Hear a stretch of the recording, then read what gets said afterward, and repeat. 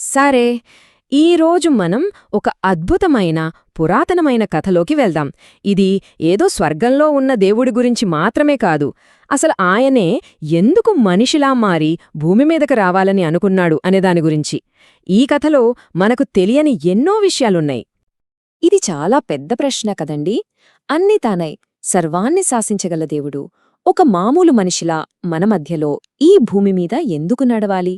ఈ ప్రశ్నకు సమాధానం ఒక భక్తుడి ప్రార్థనలో, ఒక మహర్షి ఇచ్చిన శాపంలో, ఇంకా ఒక దైవికమైన త్యాగంలో దాగియుంది.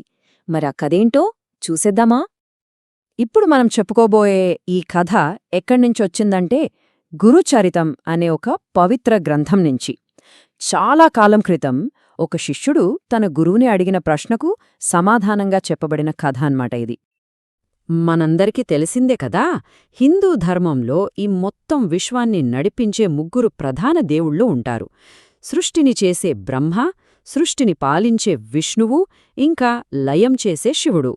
మన కథకు హీరో శ్రీ మహావిష్ణువు, అంటే భక్తులను కంటికి రెప్పలా కాపాడే దేవుడు.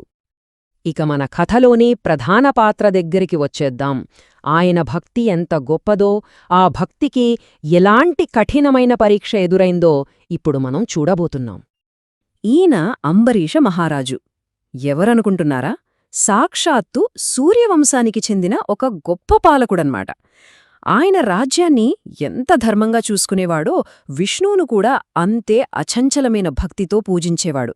ఆ భక్తితోనే ఆయన 1 సంవత్సరం పాటు సాగే ఒక చాలా కఠినమైన వ్రతాన్ని మొదలుపెట్టాడు. ఆయన చేస్తున్న వ్రతం పేరు ఏకాదశి వ్రతం. అంటే మామూలు ఉపవాసం కాదండోయ్, చాలా చాలా కఠినమైనది. ఈ వ్రతంలో అన్నం తినకపోవడం మాత్రమే కాదు, కనీసం మంచినీళ్లు కూడా తాగకూడదు.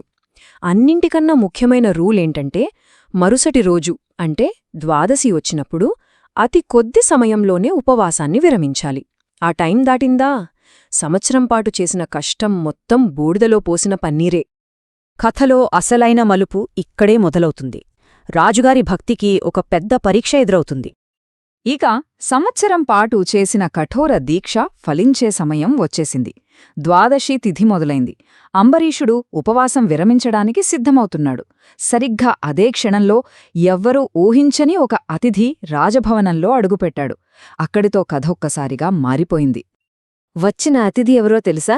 సామాన్యుడు కాదు, ఆయనే దూర్వాస మహర్షి. గొప్ప తపశ్శక్తి ఉన్నవాడు, కాని ముక్కుమీద కోపం అంటారు కదా, అలా అన్మాట. ఆయనకి కోపమొచ్చిందంటే ఇంకంతే సంగతులు. ఆయన నోటినుంచి శాపమొచ్చిందంటే అది తిరుగులేనిది. అటువంటి వ్యక్తి రాజు దగ్గరకొచ్చాడు. ఇప్పుడు చూడండి అంబరీషుడి పరిస్థితి. అటు నుయ్యి ఇటు గొయ్యి అన్నట్టుగా తయారైంది. ఒకవైపు ద్వాదశి సమయం దాటిపోకముందే ఉపవాసం విరమించాలి, లేకపోతే వ్రతం చెడిపోతుంది. మరోవైపు ఇంటికొచ్చిన అతిథి, అది దూర్వాసుడిలాంటి మహర్షి, తినపుముందే తాను తినడం మహా అపచారం.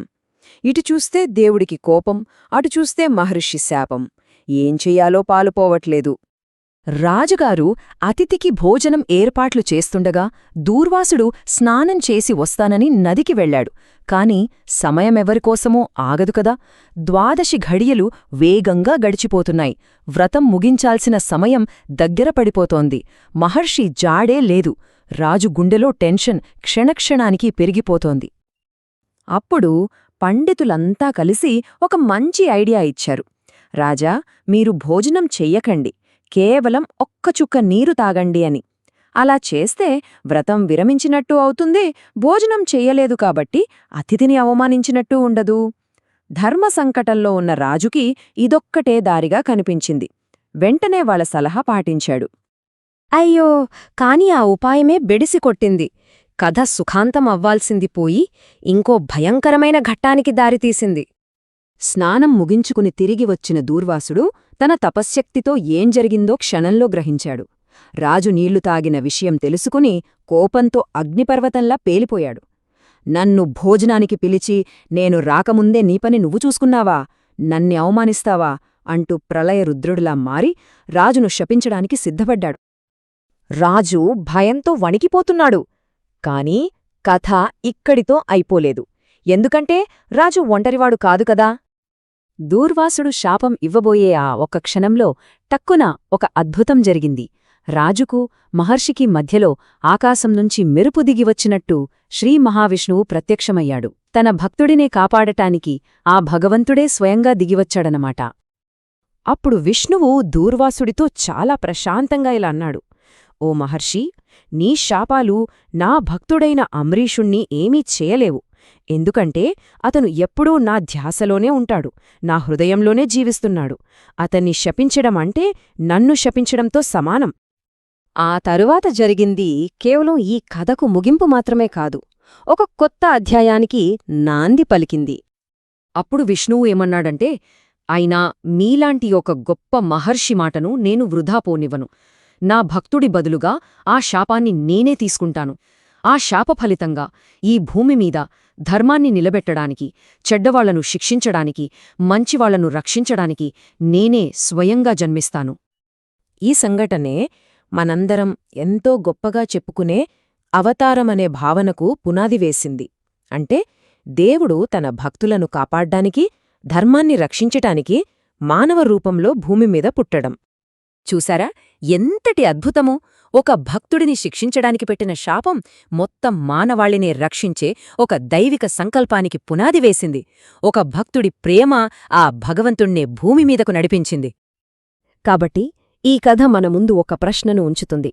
ఒకే ఒక్క భక్తుడిమీద ఉన్న ప్రేమ ఆ దేవుడినే కదిలించగలిగితే మరి అసలు విశ్వాసం యొక్క నిజమైన శక్తి ఏమిటి? మన నమ్మకానికి ఆ దైవిక శక్తికి మధ్య ఉన్న సంబంధం ఎలాంటిది? దీని గురించి ఒక్కసారి ఆలోచించండి.